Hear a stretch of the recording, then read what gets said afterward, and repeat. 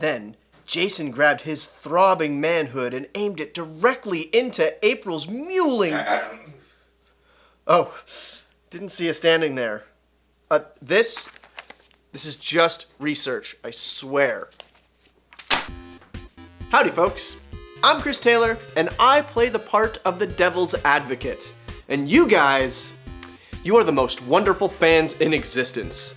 Over the last few months, we've been putting out my thoughts and opinions for all to see, and you've all responded.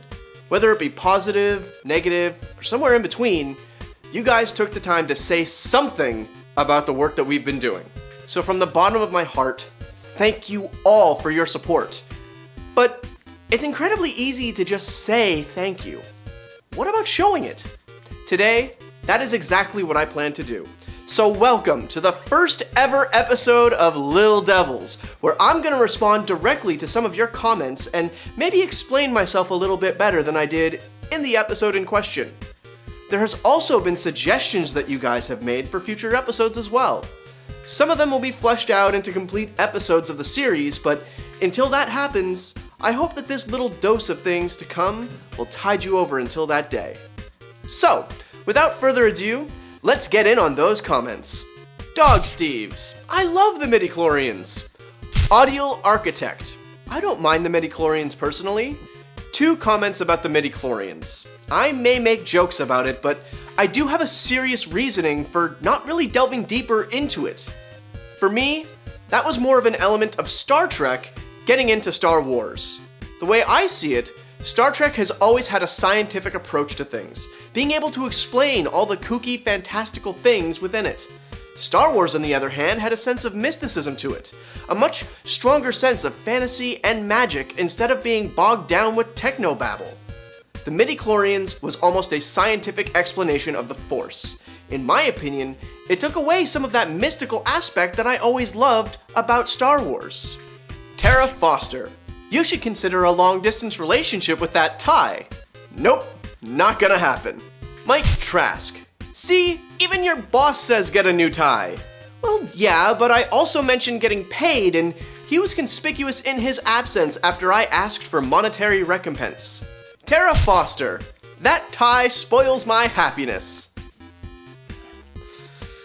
Okay, I guess this requires some sort of real answer. See, on top of being long-winded, every conversation I have, whether it be here on the show or outside in public, I happen to make pop culture references all the time. In fact, that's why you see a lot of cutaways to different movies and TV shows in each episode. It's just how I talk in my day-to-day life. The tie also happens to be a reference. Barney Stinson on How I Met Your Mother wore a tie just like that for several episodes, and I always thought it was a good way to tie in a constant reference to the show. One day, in the distant future, there may be a new tie, but I doubt it. Sean White and Townie Hawk fan, how old are you? How old is Hayden Christensen? I'll be turning 30 in April of this year. Hayden turns 36 8 days later. He's also a Canadian, a fact that I only realized when looking up his age. All of the different comments on the Star Wars prequels video. Above all else, The Devil's Advocate is just an opinion show.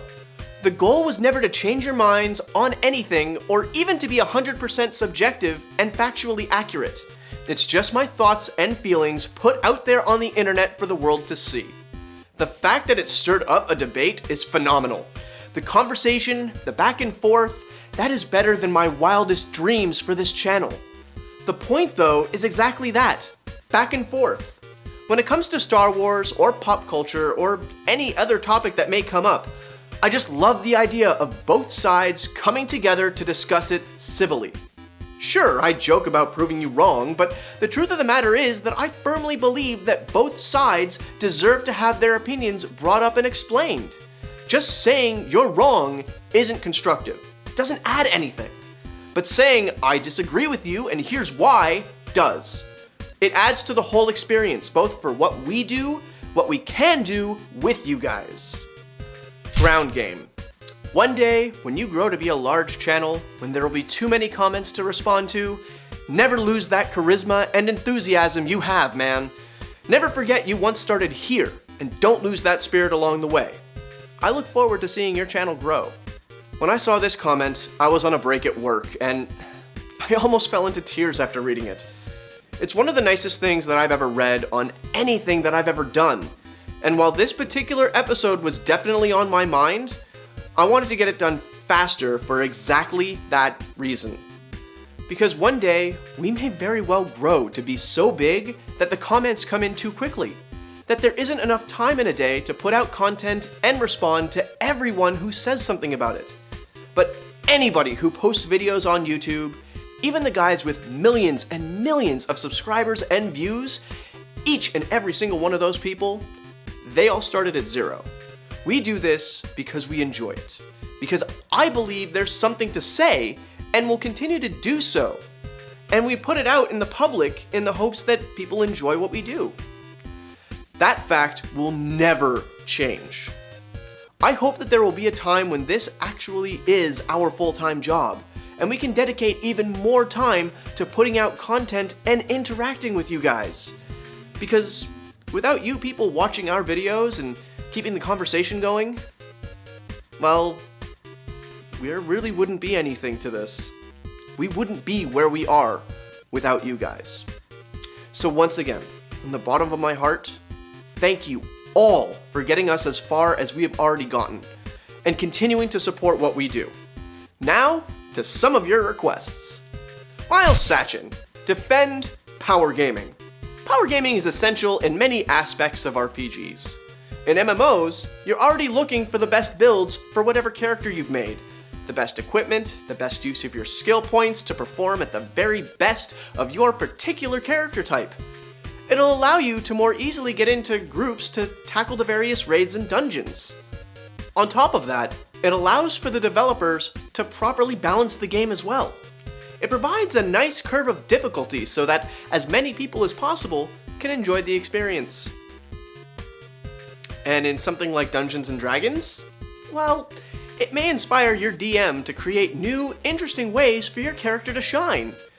Or just inspire him to knock you out first. Stephanie Ing Wan, defend the Matrix sequels. And I hope I pronounced your name right. The original Matrix movie was a brilliant story about technology and mankind working against each other. It had amazing action set pieces and a story that, while perhaps a little convoluted, provided a nice backdrop for all the black coats and slow motion bullet dodging.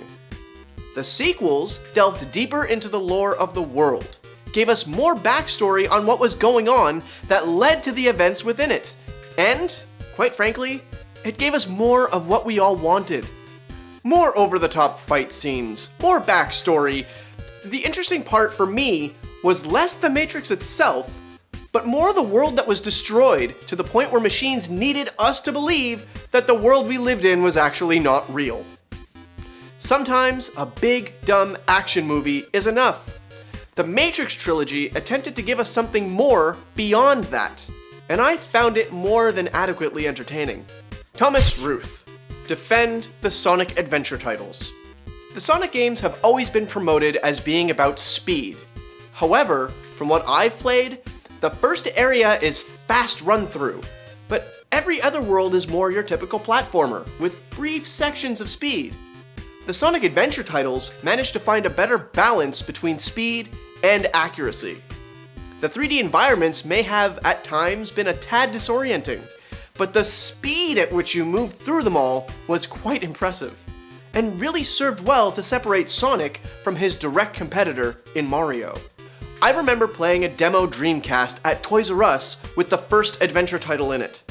I was always a Nintendo guy as a kid, but just playing that game for brief periods of time made me want to play more. I'd never seen anything like it, and to this day, I still haven't. The Sonic Adventure games did something creative and fun with the Sonic character, and unfortunately, Sega has yet to recapture that same sense of speed and fun with later titles in the series. That's all for now. Once again, thank you to everyone who has subscribed, shared, commented, and helped this community grow. On January 1st, we had 70 subscribers, and in 3 weeks, we doubled that number. I would not be standing here continuing to do this show without the support and feedback from you guys. So keep sharing, keep watching, and above all else, keep commenting with your own thoughts. This show does not work with just me spouting forth my opinions in front of a camera. It works best thanks to your feedback and comments. And you never know when one of your suggestions may show up as a Lil Devil episode or even its own full-fledged Devil's Advocate episode. So stay tuned. And thank you all.